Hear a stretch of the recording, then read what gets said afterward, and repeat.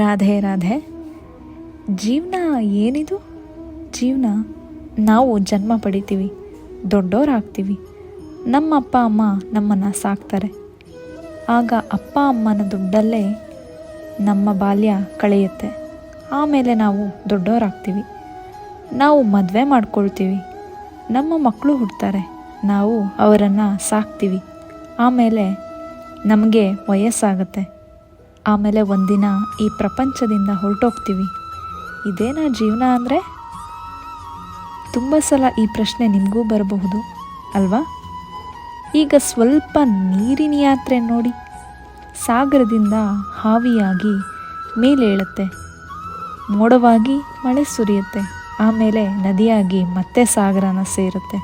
ಆದರೆ ಅದರ ಜೀವನ ಏನು, ಅದರ ಉದ್ದೇಶ ಏನು ಅಂತ ಯಾರು ಪ್ರಶ್ನೆ ಮಾಡಲ್ಲ. ಪ್ರತಿ ಹಂತನೂ ಜೀವಿಸುತ್ತೆ ಮತ್ತು ಬೇರೆಯವರಿಗೆ ಎಷ್ಟಾಗುತ್ತೋ ಅಷ್ಟು ಕೊಡ್ತಾ ಹೋಗುತ್ತೆ. ಅದು ಸಾಗರದಲ್ಲಿ ಇರೋ ತನಕ ತನ್ನ ಅಸಂಖ್ಯ ಜಲಜೀವಿಗಳಿಗೆ ಜೀವನ ಕೊಡುತ್ತೆ.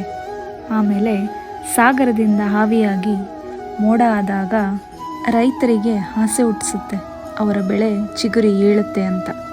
ಮತ್ತೆ ಮಳೆಯಾಗಿ ಸುರಿದಾಗ ಈ ಒಣಗಿ ಬಾಯಾರುತ್ತಿರೋ ನೆಲನ ನೆನೆಸುತ್ತೆ. ಆಮೇಲೆ ನದಿಯಲ್ಲಿದ್ದಾಗ ದಡದಲ್ಲಿ ವನಸ್ಪತಿಗಳನ್ನು ಹುಟ್ಟುಹಾಕುತ್ತೆ. ಅಂದರೆ ಯೋಚಿಸಿ, ನೀರು ಯಾವಾಗಲಾದರೂ ಯೋಚಿಸುತ್ತಾ ತನ್ನ ಜೀವನ ಏನು, ತನ್ನ ಜೀವನದ ಉದ್ದೇಶ ಏನು ಅಂತ? ಇಲ್ಲ, ಅದು ಸುಮ್ಮನೆ ತನ್ನ ಧರ್ಮ ಮಾಡ್ತಾ ಹೋಗುತ್ತೆ.